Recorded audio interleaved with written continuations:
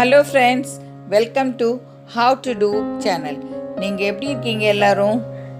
எல்லாரும் சேஃபாக இருக்கீங்கன்னு நம்புகிறேன். So we pray God for your good health. இன்றைக்கி ஒரு சுவையான ஸ்டூ பண்ண போகிறோம். உருளைக்கிழங்கு ஸ்டூ கொஞ்சம் ஸ்பைஸியாக இருக்காது, ஆனால் இட்லி தோசைக்கு ரொம்ப நல்ல டேஸ்ட்டாக இருக்கும். பாருங்கள், ஒரு 2-3 மீடியம் சைஸ் உருளைக்கிழங்கு எடுத்துக்கலாம். சின்ன சின்னதாக இது மாதிரி பீசஸாக கட் பண்ணி வாஷ் பண்ணி ஒரு குக்கரில் போட்டுக்கலாம். ஒரு 4-5 பெரிய வெங்காயம் சின்ன சின்னதாக நறுக்கிக்கலாம். இது மாதிரி ஸ்லைஸாக நறுக்கிட்டிங்கன்னா நல்லாயிருக்கும். பொடி பொடியாக நறுக்க வேண்டாம், இந்த மாதிரி தின்னாக ஸ்லைஸு பண்ணிக்கணும். ஒரு 4 பச்சை மிளகாய், கொஞ்சம் விதையெல்லாம் எடுத்துருங்க, ஏன்னா அது ஃபுல்லாகவே மிக்ஸ் ஆகி வரும்போது வாயில் கடிப்படும்போது கொஞ்சம் காரமாக இருக்கும். கூடவே ஒரு நல்ல பெரிய துண்டு இஞ்சி. நம்ம இஞ்சி எவ்வளோ பீசஸ் போடுறோமோ நல்ல மணமாக இருக்கும்.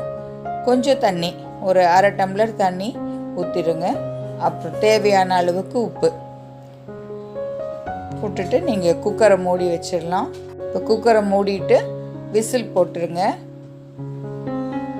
ஒரு 4-5 விசில் போகிற அளவுக்கு நீங்கள் வேக வச்சுக்கலாம். ரொம்ப நிறைய விசில் போக வேண்டாம், குழஞ்சிரும். அதுக்கு முன்னே நீங்கள் ஒரு தேங்காய் பால் எடுத்துக்கணும். இப்போ நம்ம ஒரு 3-4 உருளைக்கிழங்கு, ஒரு 4 வெங்காயம், அந்த அளவுக்கு நீங்கள் ஸ்டூ பண்ணுற மாதிரி இருந்ததுன்னா நீங்கள் ஒரு முழுசாக ஒரு தேங்காவை துருவி எடுத்துக்கிட்டு தண்ணி ஊற்றாமல் முதல் பால் எடுத்து தனியாக வச்சுக்கணும். அடுத்தது கொஞ்சம் தண்ணி விட்டு அரைச்சி 2வது தேங்காய் பால் எடுத்து வச்சுக்கணும். இப்போ உருளைக்கிழங்கு வெந்தோடனே இந்த முதல் தேங்காய் பாலில் தனியாக வச்சிருக்கிறது அப்படியே இருக்கட்டும். 2வது தேங்காய் பால் எடுத்து இதில் சேர்த்துடணும். சேர்த்துட்டு கொதி விடணும். மெதுவாக கொதிக்க ஆரம்பிச்சிடும். பால் கொஞ்சம் நல்லாவே திக்காக இருக்கணும். ரொம்ப தண்ணியாக இருந்ததுன்னா ஸ்டூ ரொம்ப தண்ணி மாதிரி ஆகிடும். அதனால் நைஸாக அரைச்சி பால் எடுத்துக்கோங்க. இப்படி கொதி வந்தோடனே நீங்கள் ஆஃப் பண்ணிடலாம் அடுப்பை. நிறைய நேரம் கொதிச்சதுன்னா கொஞ்சம் திரிஞ்ச மாதிரி ஆகிடும். அடுப்பை ஆஃப் பண்ணிவிட்டு முதல் பாலை சேர்த்துடலாம். அது நல்லா திக்காக இருக்கும். நீங்கள் தண்ணி சேர்த்தாமல் இருக்கீங்களே, நல்லா திக்காக இருக்கும். இப்போ உங்களுக்கு திக்கான ஸ்டூ ரெடி. இதை நீங்கள் தாளிக்கக்கூடாது. கருவேப்பிலையை போட்டுடுங்க வாஷ் பண்ணி. அப்புறம் அந்த மணத்துக்காக, தாளிக்கலைன்னா மணம் வராது இல்லையா? ஆனால் இது வாசனைக்காக நம்ம என்ன பண்ணுறோன்னா, தேங்காய் எண்ணெய் நல்ல 2 டேபிள் ஸ்பூன் தேங்காய் எண்ணெய் எடுத்து சுடு பண்ணக்கூடாது, அப்படியே நீங்கள் ஊற்றிடணும். அப்படியே ஒரு நிமிஷம் விட்டுடுங்க. தேங்காய் எண்ணெய் ஊற்றிட்டு விட்டுடுங்க. அதுக்கப்புறம் ஒரு 2 நிமிஷம் கலந்து விட்டுக்கலாம். இது இட்லி தோசைக்கு எல்லாம் சாப்பிட்றதுக்கு ரொம்ப நல்லாயிருக்கும். இது கொஞ்சம் காரம் இல்லாமல் கொஞ்சம் சட்டிலாக இருக்கிறதுனால நம்ம இது கூட ஒரு கார சட்னியும் பண்ணிக்கலாம். பாருங்கள், இதுதான் உருளைக்கிழங்கு ஸ்டூ.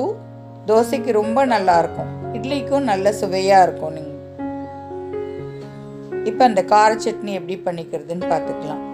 ஒரு 2 தக்காளி எடுத்துக்கோங்க, சின்ன தக்காளி. அதே மாதிரி ஒரு 2 பெரிய வெங்காயம் ஸ்லைஸாக நறுக்கிக்கோங்க. ஒரு 1 ஸ்பூன் மிளகாய்த்தூள், தேவையான அளவுக்கு உப்பு.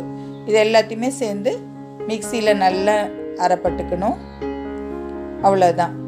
நம்ம சட்னிக்கு இப்போ எப்படி தாளிக்கிறதுன்னு பார்க்கலாம். தேங்காய் எண்ணெய் ஊற்றுனீங்கன்னா நல்ல மணமாக இருக்கும். தேங்காய் எண்ணெய் சூடுபடுத்தினோன்னே 1 ஸ்பூன் உளுத்தம்பருப்பு போட்டுடுங்க தாளிக்க.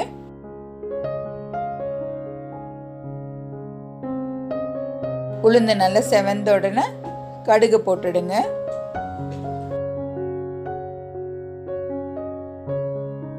கடுகு வெடிச்ச உடனே கருவேப்பிலை போட்டு தாளிச்சிருங்க.